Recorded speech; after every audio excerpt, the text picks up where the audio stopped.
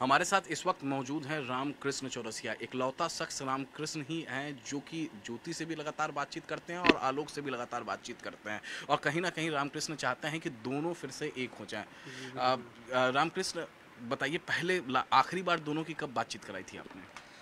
आखिरी बात यही जो बात हुई थी इन दोनों लोगों में कि एक हो जाएं, विवाद थोड़ा-थोड़ा हो रहा था। इन्होंने धूमनगंज थाने में एप्लीकेशन दे दिया था, तो बात हुई लेकिन बात नहीं बन पाई।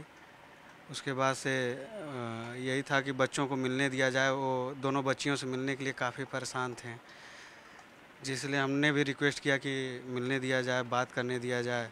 और उसके बाद नहीं बात करने के बाद फिर मजबूरन इनको मीडिया में आना पड़ा।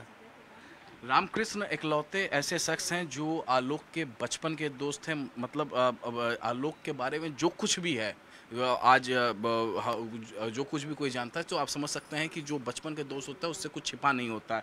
तो सबसे पहले एक एक करके मैं आपसे पूछूंगा। देखिए, क्योंकि आप लगातार बातचीत भी करा रहे थे जी, आलोक जी, और ज्योति के बीच में। जी, वो 8 मिनट का एक कन्वर्सेशन भी हमने देखा था कि किस जी, तरीके से आपने बातचीत कराने की कोशिश की थी।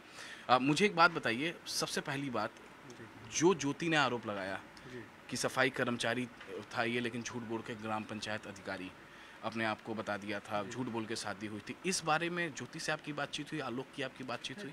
देखिए, हम तो शुरू से ये बाद में इलाहाबाद चले गए पढ़ने, हमने आजमगढ़ आ गया पढ़ाई करने। तो इनका जब 2009 में हुआ, तो हमने पुलिस वेरिफिकेशन उसमें आता है, तो ये हम हमारे साथ आके इनका हमने सफाई कर्मी का पुलिस वेरिफिकेशन कराया।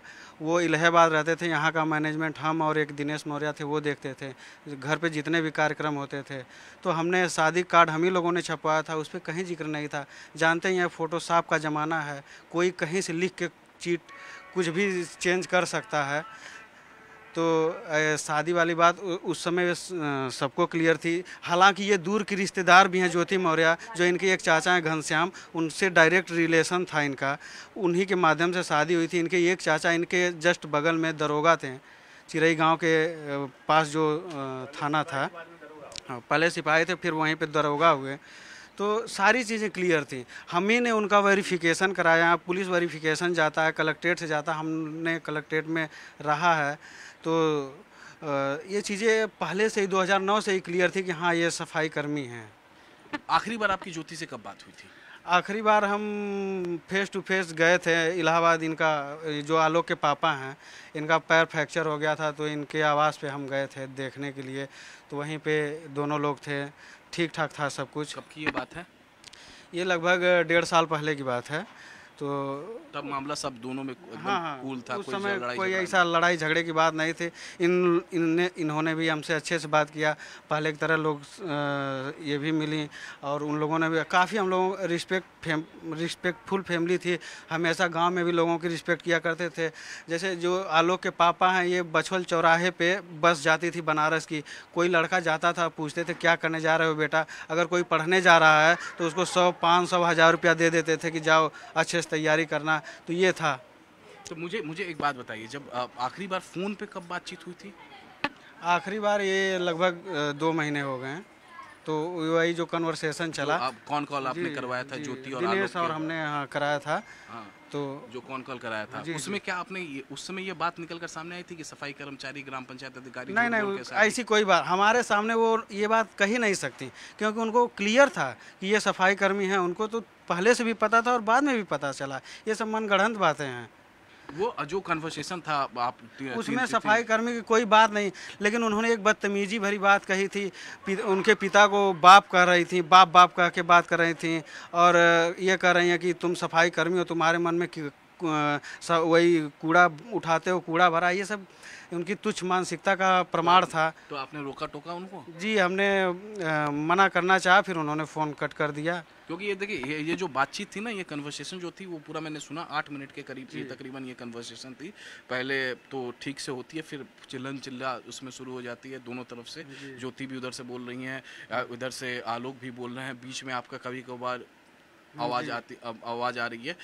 ये जब कन्वर्सेशन पूरा हो गया, कट हो, उसके बाद आपने समझौता कराने की कोशिश की?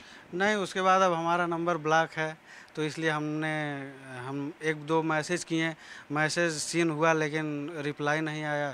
और अब नंबर मेरा ब्लॉक है।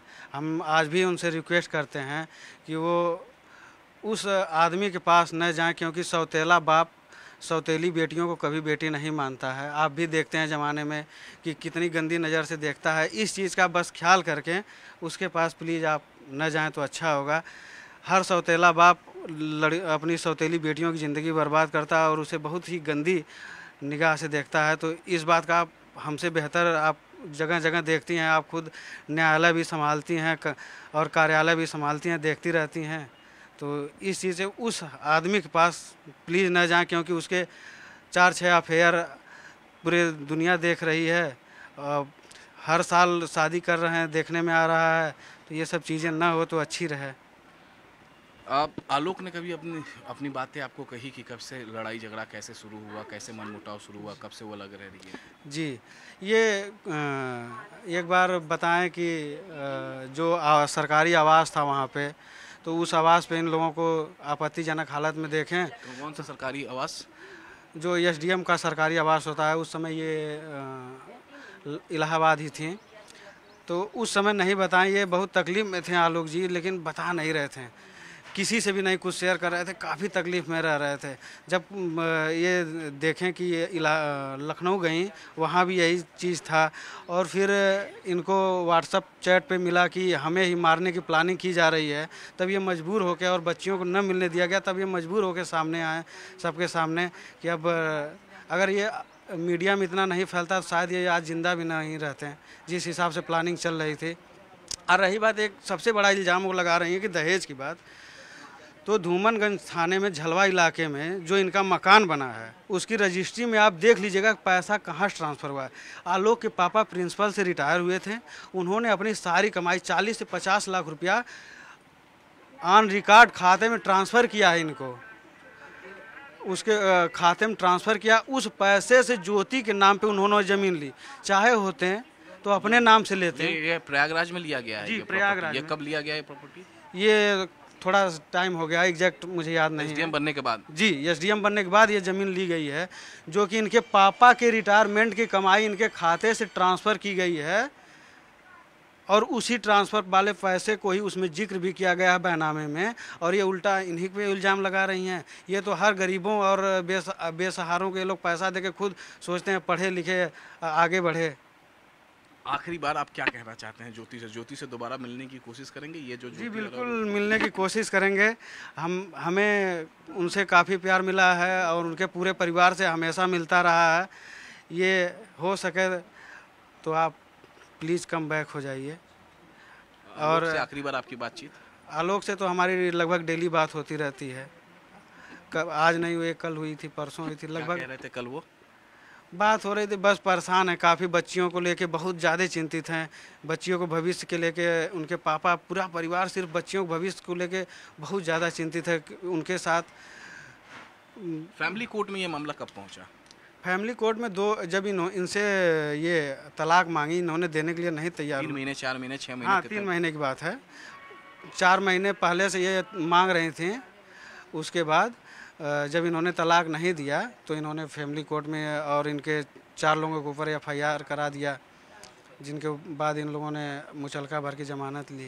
ये बहुत शर्म की बात है कि जिन्होंने कभी थाने का मुंह नहीं देखा। इनके फैमिली में 30-40 लोग गवर्नमेंट एम्प्लॉई हैं, 10-20 टीचर हैं। टीचरों की फैमिली आप जानते ही हैं कितने संस्कारी होते हैं, कितने अच्छे होते हैं, कितने सभ्य, कितने सुशील होते हैं। तो ये थे रामकृष्ण, जिनका साफ साफ ये कहना है कि जिस तरीके से पूरा मामला निकल कर सामने आया, ये एक बार फिर से रिक्वेस्ट करते हैं ज्योति या आलोक से कि वो सब एक हो जाए। लेकिन कुछ दिनों पहले जो कन्वर्सेशन हुआ था आलोक और ज्योति के बीच में फ़ोन पर, वो इन्होंने ही कराई थी और ये लगातार आलोक और ज्योति के कांटेक्ट में थे। लेकिन अब इनका कहना है कि पिछले कुछ दिनों से ज्योति ने, एसडीएम ज्योति मौर्य ने इनको ब्लॉक कर दिया है।